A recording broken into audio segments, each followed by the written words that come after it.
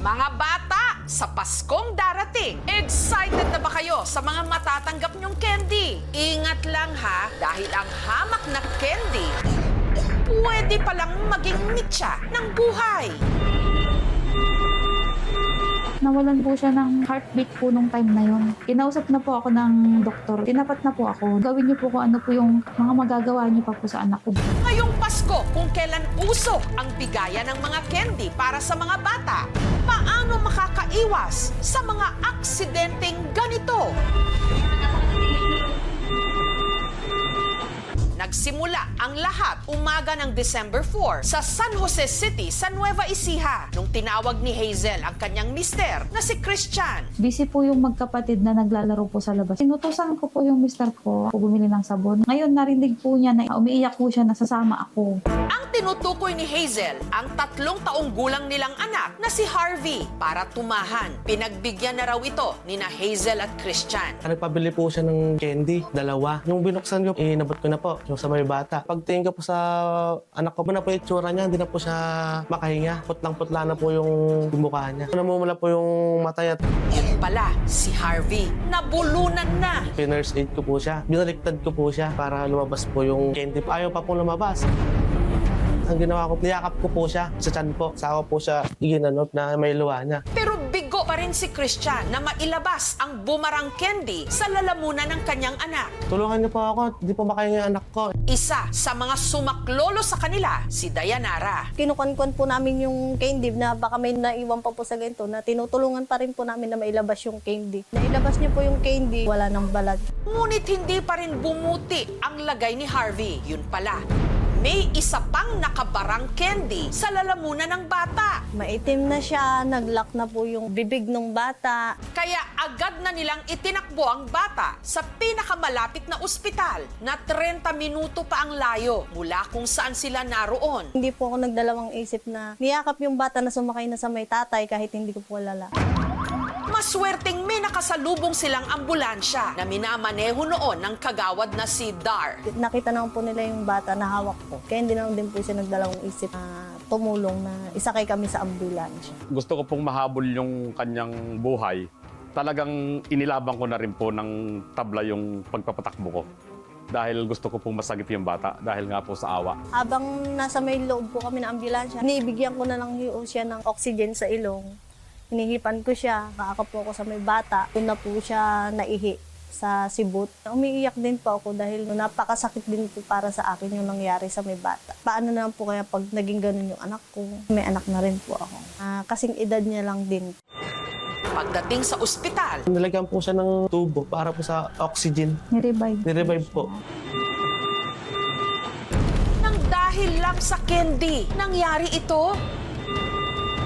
Ano nga ba ang kending bumara sa lalamunan ng bata? At ano rin ba ang dapat gawin para hindi na ito maulit pa sa mga bata? Ang pagpapatuloy ng kwento sa aming pagbabalik. 2 candy ang bumara sa lalamunan ng isang bata sa Nueva Ecija. Kaya ito itinakbo sa ospital.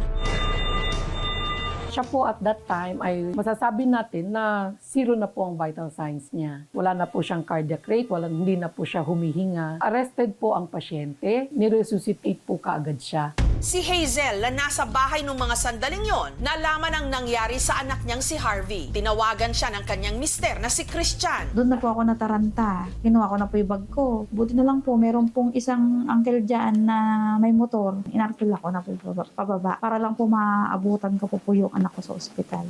Pero pagdating sa ospital, hindi pa rin pala natatanggal ang candy sa lalamunan ni Harvey. Hindi po natin nakuha kasi yung pong pangsilip natin ay hanggang dito lang po. Kaya inirekomenda na raw ng mga doktor na ilipat si Harvey sa mas malaking ospital. Pero ano nga bang candy ang bumara sa lalamunan ng bata? Makulay na candy itong pabilog na kapag kinagat, malagkit at makunat. Malaki ito ng bahagya sa 20 pesos na barya. Ang benta rito, 5 piso kada piraso. At ang tawag nila rito, gummy candy. Samantala, dahil sa dagdag oras ng biyahe, ang batang may bumarang candy sa lalamunan na si Harvey, mas nahirapan pa. Nawalan po siya ng heartbeat. Ang ginawa po ng nurse na kasama namin, sini-CPR po niya yung anak ko. Mga 1 minute o 2 minutes po ata yun bago po bumalik.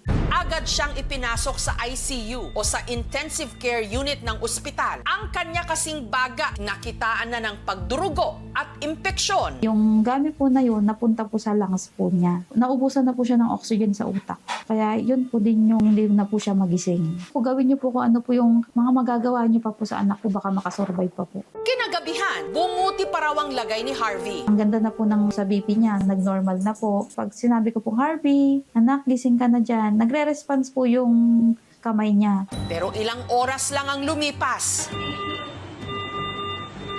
Nagsisisure siya. Nag-iba na po yung kulay niya. Malamig na po yung kamay, malamig na po yung paa niya, tapos yung sa ilong po niya. May lumalabas na po yung parang ano po ng gamit. Yun na po yun sabi ng doktor na ayan na yung nagdudugo na yung baga niya. Anak, sabi ko, pagod ka na ba? Kung pagod ka na anak, sabi ko, at hindi ka kaloob ng Lord sa amin. Pero lagi mong tatandaan, mahal na mahal ka namin. Tapos yung masakit man anak, pinapalaya na kita. Si Harvey, tuluyan ng binawian ng buhay.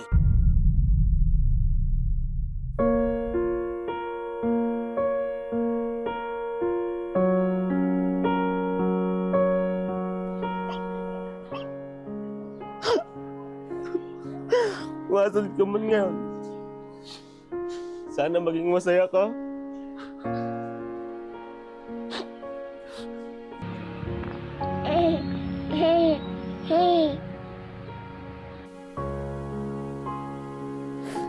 Sakit po sa ano. Talagang naisip mo yung ano niya. Papaluwa ka na lang po bigla. Marami po kaming pagkukulang. Parang ang sakit po sa dibdib na yung hindi po namin maibigay noon.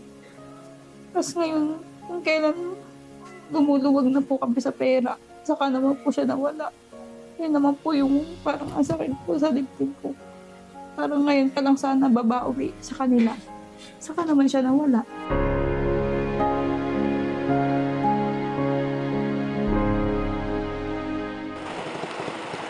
Samantala, dahil sa nangyari kay Harvey, Nag-post kami sa may Facebook nung site nung Barangay Kaliwanagan na nagsasabi nga po, nagbabawal na po ng pagbebenta ng ganong klase ng candy at kung sino man po yung aming mahulihan na may ganon nagtitinda ay magkakaroon po sila ng karampatang multa. kung sakaling mabulunan ang mga bata ng candy, ano nga ba ang mga dapat gawin? First muna is thumb piece, no? Nakapasok yung thumb para gawin natin yung tinatawag na Heimlich maneuver, yung pinaka-ilalim ng ating ribs na ganyan. At sasandok tayo, no? From ilalim papunta sa pataas, pasandok, no? Ang movement ng kamay pa ganon. Gaganon natin.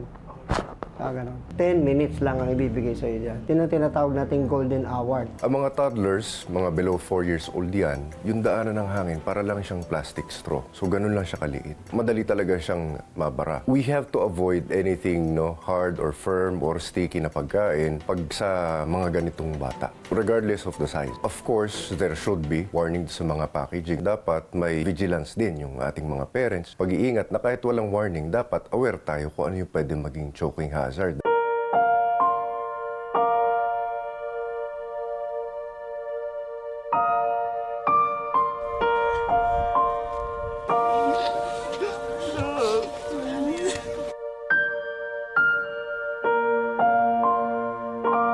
Anak, kung asan ka man ngayon, ala na yung sakit na naramdaman mo dyan, yung paghihirap mo. Umalis ka, pero nag-iwan ka pa rin ng awareness sa mga batang katulad mo. Mahal na mahal kita, anak.